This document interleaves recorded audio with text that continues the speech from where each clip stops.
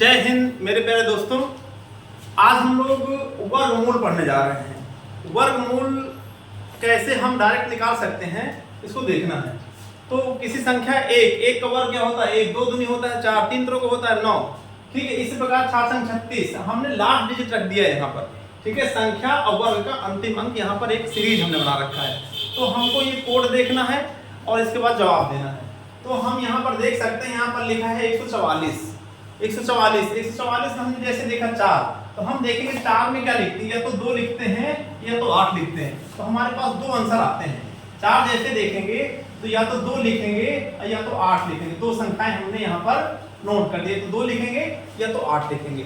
इसके बाद क्या होगा कि हम ऐसा संख्या देखेंगे कि 1 से आगे ना, जिसका वर्ग 1 से आगे ना जाए। तो 1 गुणे 1 गुणे 1 होता है, 1 गुणे 1 1, 2 दूनी 4 ज्यादा हो जाता है, इसलिए 1 गुणे 1 तो 1।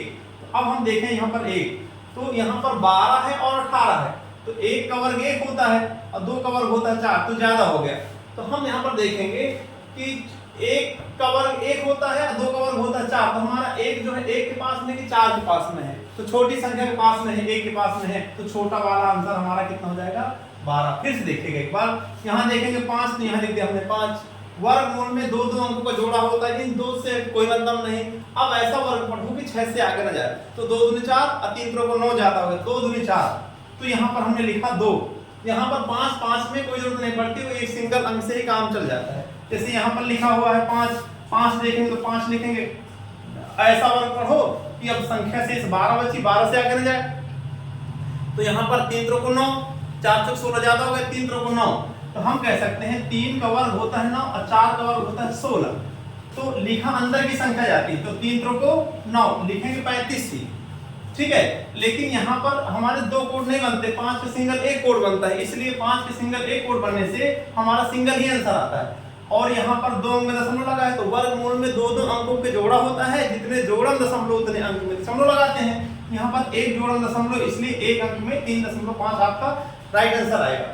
फिर देखेंगे यहाँ फिर 5 लिखा है, 5 देखेंगे 5 लिखेंगे, इन 2 अंकों से कोई मतलब नहीं। अब ऐसा वर्ग पढ़ो कि 110 से आगे न जाए, तो 9 9 81, 10 दहम 100, 11 ग्राम 120, 10 दहम 100 तो होता है 11 ग्राम में ज्यादा हो गया, इसलिए 10 दहम 100 लिखेंगे, तो उसका 10 होता है, 10 लिखा और 1 जोड़ा 2 जोड़ा, तो 1 अंक और 2 अंक में हमने दशमलव लगा दिया। फिर देखिए यहाँ पर 4, यहाँ पर 4 जैसे देखेंगे तो 4 का कोड होता है या तो 2 या तो 8, तो यहाँ पर या तो 2 लिखेंगे या तो अंत में 8 लिखेंगे।